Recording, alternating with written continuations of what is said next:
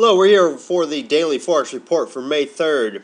We are looking at the U.S. Japanese yen pair. This particular pair moved higher today, had a pretty high range, broke previous resistance, did close much higher. Looks like it's starting to the upside during this new session.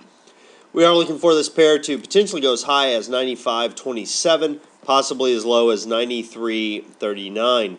Look for some resistance around 94.35 and look for some support around 93.60.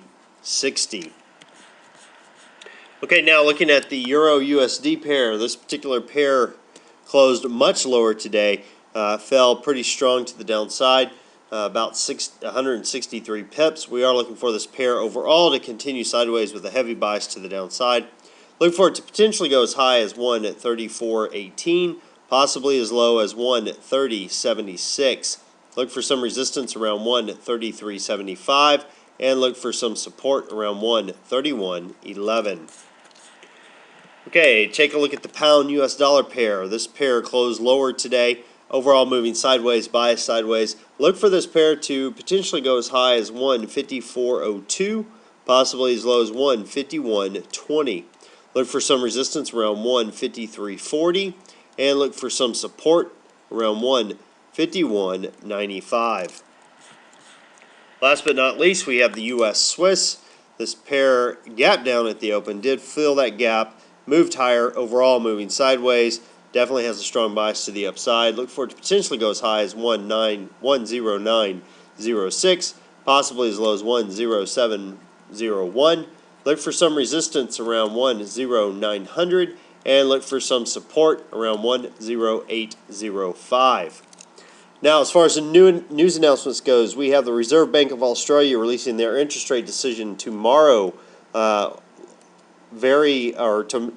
very late, early morning, basically at 12:30 a.m. Eastern Time. Consensus on that is that they're going to move rates from 4.25% to 4.5%. I hope they do. That'd definitely be good for our carry trades.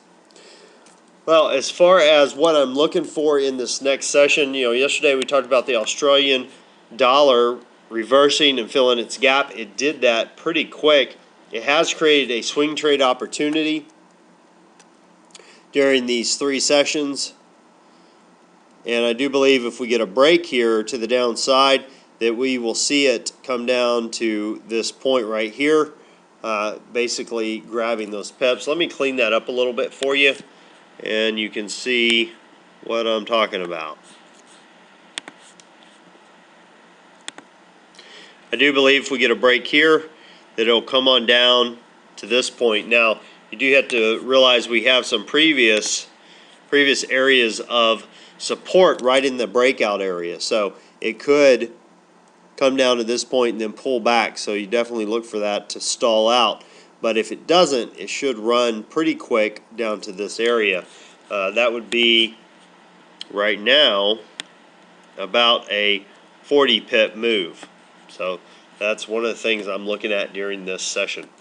Well, until next time, this is Jason Fielder. Good trading.